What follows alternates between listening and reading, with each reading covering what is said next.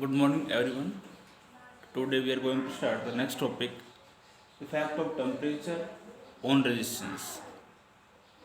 Temperature का resistance पे क्या इफेक्ट होगा? कंडक्टर्स के अंदर की बात करते हैं हम, सेमीकंडक्टर्स की, और इंसुलेटर्स की हम बात करेंगे इसके अंदर. In the normal range of temperature, resistance पे conductor increases on increasing the temperature. यदि कोई कंडक्टर है मान लो और उसका रेजिस्टेंस गिवन होगा, यदि हम जानते हैं एक नॉर्मल रेंज के ऊपर यदि हम कंडक्टर का टेम्परेचर को बढ़ाते हैं तो उसका रेजिस्टेंस भी क्या होगा, बढ़ता है. टेम्परेचर रेजिस्टेंस ग्राफ जो होगा, जितना टेम्परेचर आप राइज करोगे उसकी कोरस्पोंडिंग रेजिस्टेंस भी उसका बढ़ेगा. टेम्परेचर रेजिस्टेंस ग्राफ जो होगा वो एक स्ट्रेट लाइन ग्राफ आपका आएगा. ठीक है, तो इस रिलेशन से हम ये प्रूव भी करेंगे कि हम क्या टेम्परेचर को यदि हम राइज कर रहे हैं तो रेजिस्टेंस भी आपका बढ़ेगा कंडक्टर का, क्योंकि कंडक्टर्स का टेम्परेचर कोएफिशिएंट ऑफ रेजिस्टेंस जो होता है, temperature coefficient of resistance alpha जो होता है वो पॉजिटिव होता है. इसलिए यदि हम टेम्परेचर कंडक्टर्स का इंक्रीज करते हैं तो रेजिस्टेंस भी आपका इंक्रीज होता है. वो हम एक प्रूव कर रहे हैं. इसके लिए हम मान लीजिए suppose that consider metallic conductor, x axis हो गया, मान लें वाई एक्सिस, ओरिजिन है, ये ग्राफ है. इनिशियल मेटेलिक कंडक्टर है, इसका इनिशियल रेजिस्टेंस जो है आर नॉट है. इधर रेजिस्टेंस गिवन है,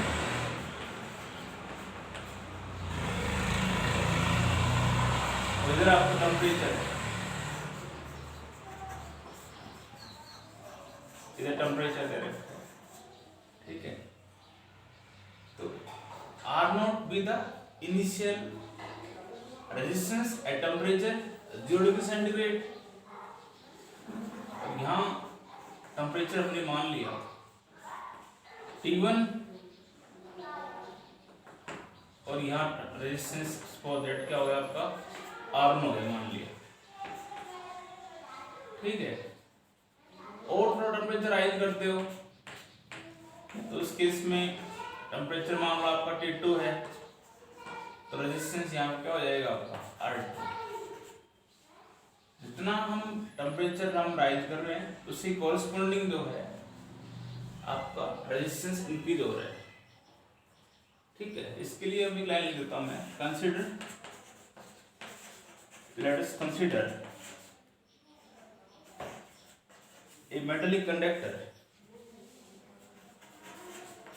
ए metallic conductor of resistance of initial resistance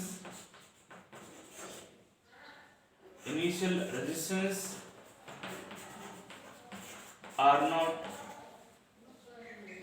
at 0 degree centigrade,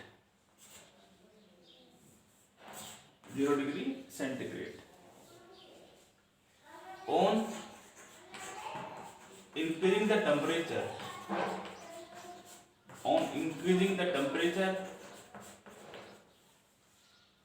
the resistance is also increases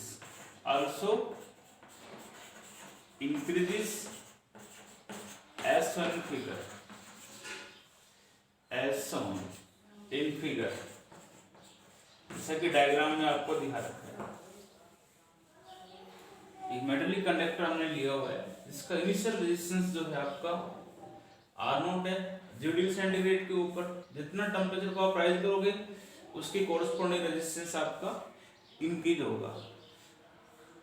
यदि हम इन दोनों रेजिस्टेंस की बात करते हैं, इनिशियल रेजिस्टेंस और R1 बड़ा रेजिस्टेंस है, तो इस फिगर से इंक्रीज रेजिस्टेंस जो आपका होगा, इंक्रीज इन रेजिस्टेंस,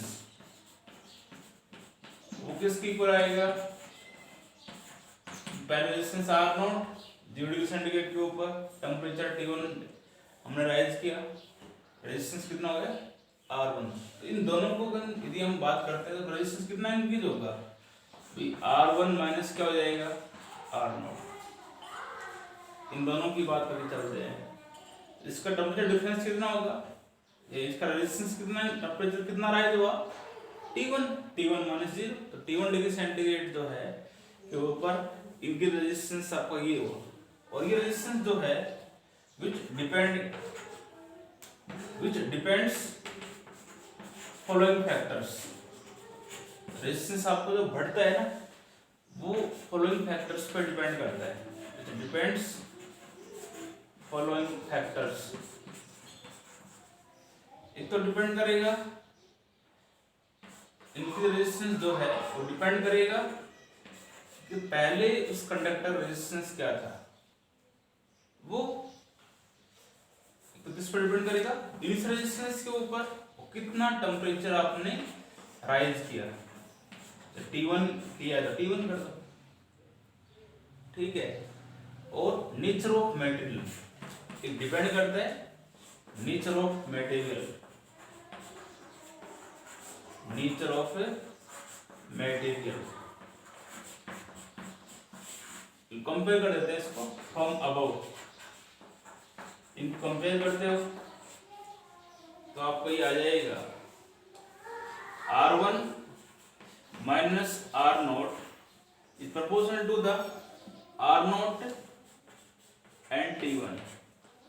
ये तो आएगा, प्रोपोर्शनलिटी के साथ इसको हटाओगे, कांस्टेंट यूज करते हैं। R1 minus R0 is equal to alpha R0 into T1, where alpha जो है, where alpha is called temperature coefficient of resistance. Alpha क्या है, टेम्परेचर कोफिशिएंट ऑफ रेजिस्टेंस। तो अल्फा की अल्फा से यहाँ से इसकी वैल्यू क्या होगी, ये होगी R1 minus R0 by R0 into T1, ये तो होगा। यदि आपको टेम्परेचर कोफिशिएंट रेजिस्टेंस आपको निकालना है तो किसके बराबर होगा, सीधी सी बात है, अल्फा जो है या अल्फा जो होगा किसके बराबर आएगा, R1 minus R0 is increase in resistance,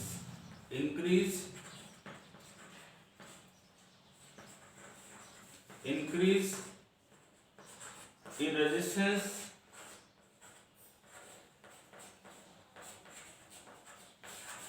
by R0 original resistance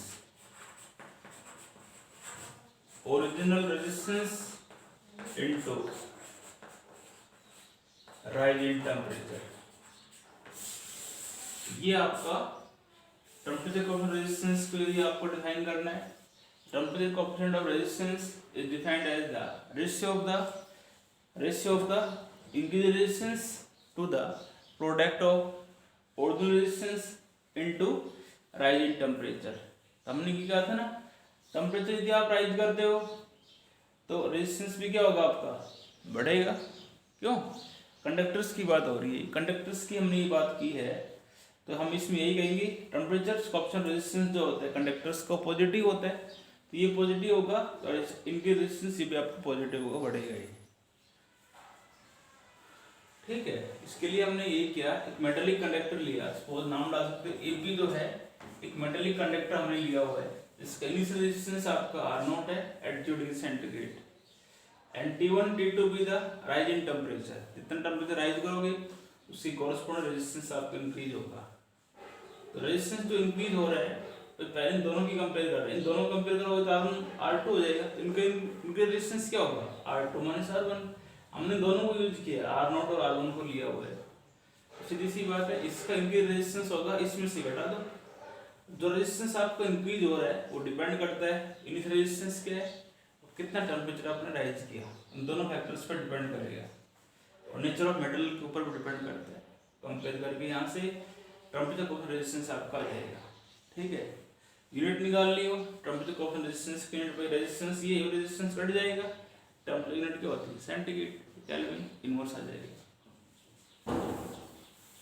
अभी इसके अंदर अभी इसकी हम कह सकते हैं, इसके अंदर एक चीज और आप लिखोगे, मैं एक नंबर क्वेश्चन पे आता है, बात ये है। तो मैं बात करता हूँ फॉर मेटल्स। मेटल्स के अंदर लाइक आपका हो गया कॉपर, हो गया आयरन, हो गया, ठीक है, कॉपर हो गया, सिल्वर हो गया, एक्सेट्रा, ठीक है।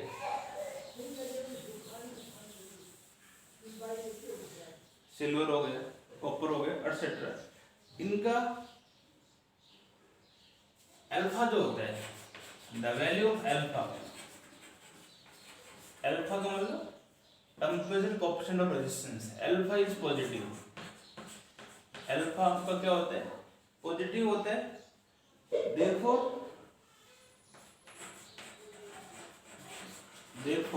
resistance of a conductor, resistance of a conductor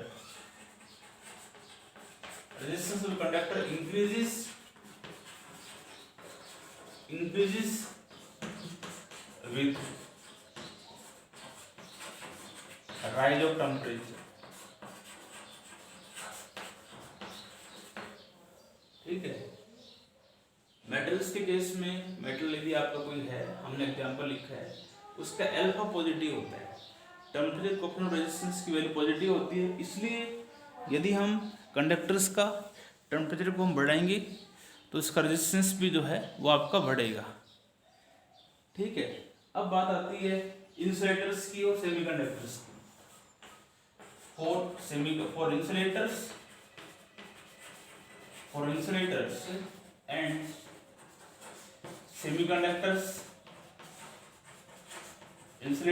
semiconductors, the value of alpha, insulators आप जानते ही हो, सेमीकंडक्टर्स आपका सिलिकॉन हो गया, जर्मेनियम हो गया, एक्सेट्रा। तो इंसुलेटर्स और सेमीकंडक्टर्स का the value of alpha is negative. Alpha जो होता है आपका वो नेगेटिव होता है, अल्फा की वैल्यू आपकी क्या होती है, नेगेटिव होती है। देयरफॉर रेजिस्टेंस जो है,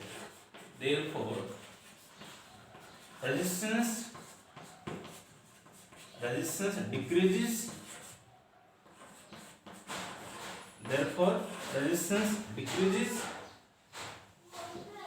with rise of temperature,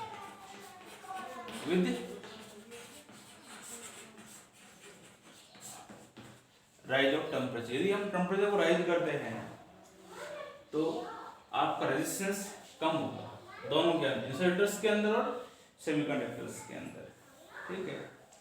तो ये आपका है। एक क्वेश्चन इसमें और भी बनता है, एग्जाम में पूछ सकते हैं, वाई क्वेश्चन इसके लिए बन सकता है, Y alloys are used making as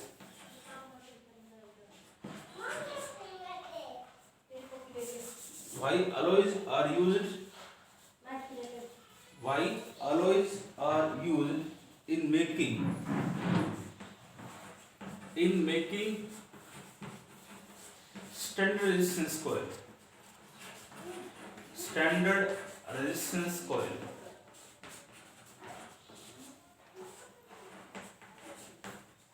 एक क्वेश्चन है, अलॉयज जो होते हैं ना, उनका हम यूज करते हैं इसके अंदर, स्टैंडर्ड रेजिस्टेंस अलॉयज के अंदर, स्टैंडर्ड रेजिस्टेंस कॉइल्स के अंदर करते हैं। जैसे आपका हो गया कॉन्स्टेंटिन, हो गया मैग्नीन, हो गया यूरेका, हो गया, ये आपके अलॉयज होता है। इसका यूज हम किस में करते हैं, तो स्टैंडर्ड रेजिस्टेंस कॉइल जो होता है उसमें हम इसका यूज करते हैं, क्योंकि जो अलॉयज जो होता है इनकी रेजिस्टिविटी जो है बहुत ज़्यादा होती है, रेजिस्टिविटी जो है इनकी हाई होती है, और अल्फा जो होता है वो स्मॉल होता है। ठीक है, वो क्या होता है, स्मॉल होता है। तो इसमें लिख देता है, इसका सॉल्यूशन यही है, फॉर अलॉयज लाइक, अलॉयज का नाम बता देता हूँ, ये हम सेकंड चैप्टर में सेकंड पार्ट जो आएगा उसमें हम यूज करेंगे बार बार। अलॉयज का नाम बता रहा हूँ, कॉन्स्टेंटिन हो गया, कॉन्स्टेंटिन, मैग्नीनियन, कॉन्स्टेंटिन हो गया एक आपका, एक हो गया आपका मैग्नीनियन,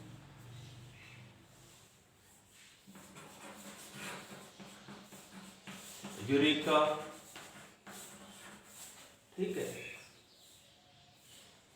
ये आपके अलॉयज के मैंने नाम लिखे हैं, इनका the value of alpha, the इसके साथ ही तो यहाँ पर जो अलॉयज जो होते हैं नाम बताया मैंने, the value of alpha, alpha is very small, alpha is very small and high resistivity, and high resistivity. Alloys की रेजिस्टिविटी जो होती है ना बहुत ज्यादा होती है, and low value of the temperature coefficient of the resistance. इसलिए अलॉयज का हम यूज करते हैं स्टैंडर्ड रेजिस्टेंस कॉइल्स के अंदर, इसका हम यूज करते हैं। ठीक है, ये इक्वेशन और इस पे चीजें जो इम्पोर्टेंट मैंने बताई। कंडक्टर्स की बात करते हो, कंडक्टर्स का यदि हम मेटल्स लेते हो, टेम्परेचर उसका आप राइज करोगे, रेजिस्टेंस उसका इंक्रीज होगा, तो दोनों में ग्राफ भी कैसा आएगा, स्ट्रेट लाइन आएगा। अब आते हैं इंसुलेटर्स और सेमीकंडक्टर्स की, अल्फा की वैल्यू स्मॉल होती है, इसलिए रेजिस्टेंस आपका डिक्रीज होगा, ये टेम्परेचर को हम राइज करते हैं। अलॉयज का यूज हम स्टैंडर्ड रेजिस्टेंस कॉइल्स में यूज करते हैं, क्योंकि अलॉयज का टेम्परेचर कोएफिशिएंट रेजिस्टेंस जो होता है वो बहुत ही कम होता है और रेजिस्टिविटी उसकी हाई होती है, इसीलिए स्टैंडर्ड रेजिस्टेंस कॉइल्स में उसका हम यूज करते हैं।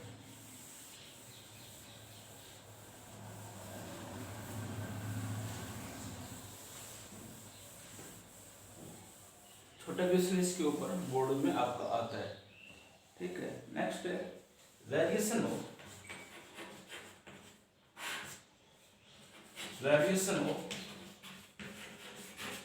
Electrical resistivity,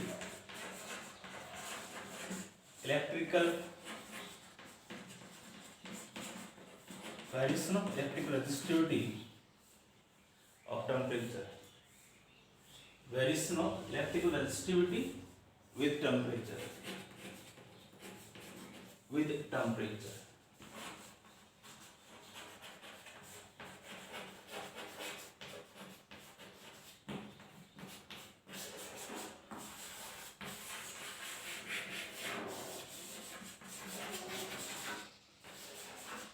variation of electrical resistivity with temperature. Electrical resistivity जो है आपकी वेरी करती है टेम्परेचर के साथ। मेटल्स की बात करेंगे हम, इंसुलेटर्स की बात करेंगे और सेमीकंडक्टर्स की भी हम बात करेंगे इसके अंदर। तो आप जानते हो रेजिस्टिविटी जो है उसका रिलेशन हमने बताया था, रो इज इक्वल टू क्या होता है, m/n² टाउ। रिलेशन होता है, सिंपल रेजिस्टिविटी जो है इज इक्वल टू होता है m/n² tau, and since m and e ये आपका कांस्टेंट होता है, so resistivity is inversely proportional to the 1/τ n into tau. n का मतलब होता है n is the number density of electrons, number density of electrons, और टाउ जो है this is called average relaxation time, average relaxation time ये आपका है इसके अंदर। क्यों, दोनों फैक्टर्स के ऊपर रेजिस्टिविटी आपको डिपेंड करती है। अब हम मेटल्स की बात करते हैं पहले। फॉर मेटल्स मेटल्स हो या कंडक्टर्स जो होता है,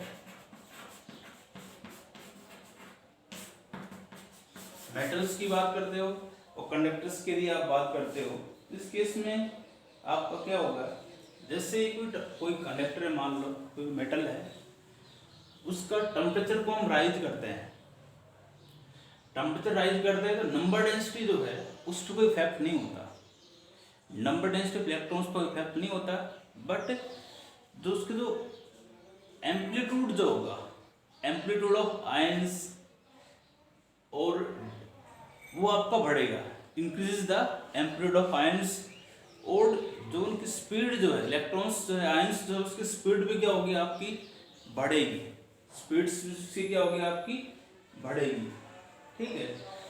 देयरफॉर तो उसका रिलैक्सेशन टाइम जो है उस केस में वो आपका डिक्रीज होगा, क्या होगा, डिक्रीज होगा, रिलैक्सेशन टाइम डिक्रीज होगा, पर रेजिस्टिविटी आपकी बढ़ेगी, ठीक है।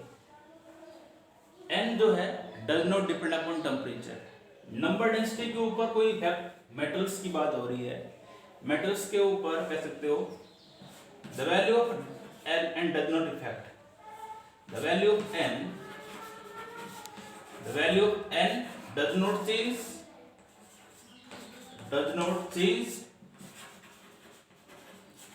with rise of temperature,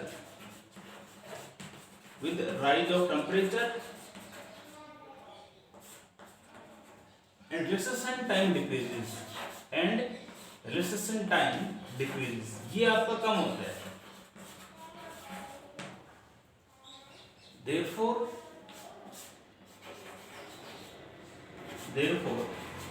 resistivity increases on increasing the temperature,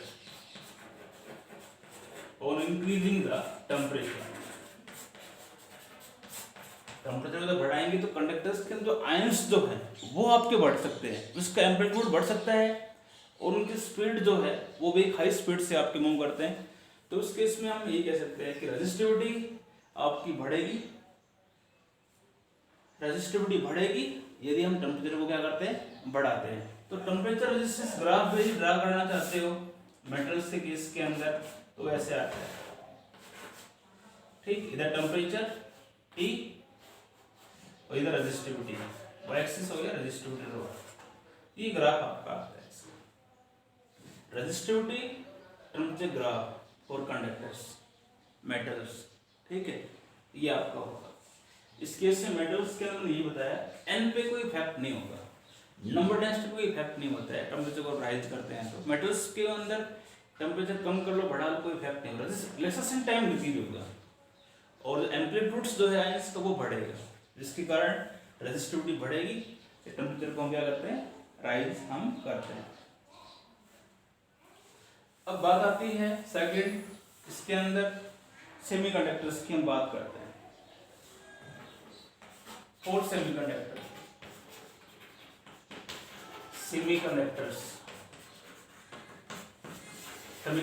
like आप 9th चैप्टर में हम पढ़ेंगे, लाइक सिलिकॉन हो गया और जर्मेनियम हो गया।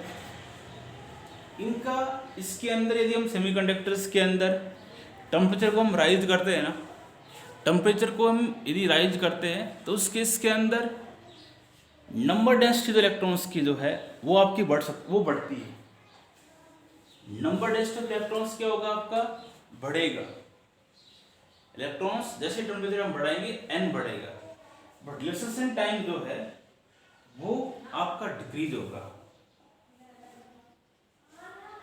इसलिए रेजिस्टिविटी जो है वो आपकी बढ़ेगी विद डिक्रीजिंग टेम्परेचर, टेम्परेचर जितना कम करोगे उतना ही रेजिस्टिविटी आपकी बढ़ती हुई जाती है, ठीक है।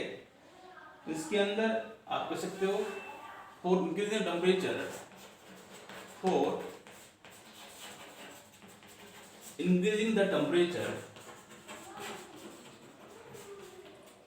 The value of n increases,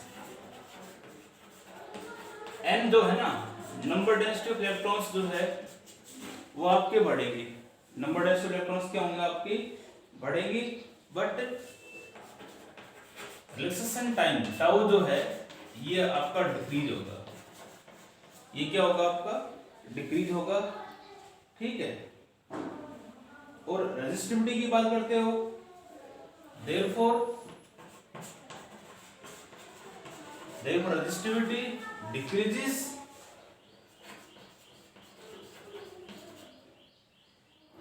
ये रो इनवर्स 1 बाई टाउ था ना, ये कम होगा तो रेजिस्टिविटी बढ़ेगी, देयरफॉर रेजिस्टिविटी डिक्रीजेस, टेम्परेचर की बात करते हैं, resistivity decrease on increasing temperature, on increasing the temperature, on increasing the temperature।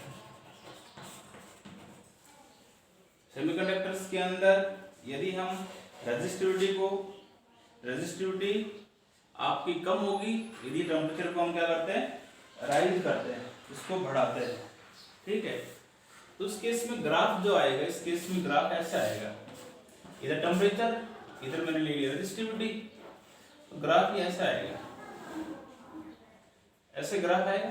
जितना टेम्परेचर कम होगा उतना ही रेजिस्टिविटी क्या होगी आपकी, बढ़ेगी। जितना टेम्परेचर आप कम कर रहे हो, रेजिस्टिविटी जो है वो आपकी बढ़ती हुई जाएगी, ठीक है। सेम जो है वो आपका होता है इंसुलेटर्स के अंदर, इंसुलेटर्स के अंदर भी यही होता है। इंसुलेटर्स की बात वही थी, सेम एज इट इज, इसी में कर देता हूं मैं। और इंसुलेटर्स की बात होती है, इंसुलेटर्स के अंदर the value of alpha is negative, alpha की वैल्यू आपकी क्या होती है, नेगेटिव होती है। देयरफॉर यदि हम टेम्परेचर को डिक्रीज करेंगे, therefore temperature decreases,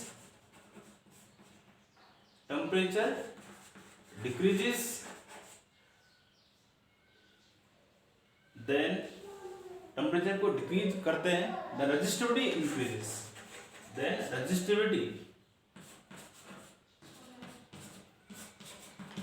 resistivity increases, resistivity जो है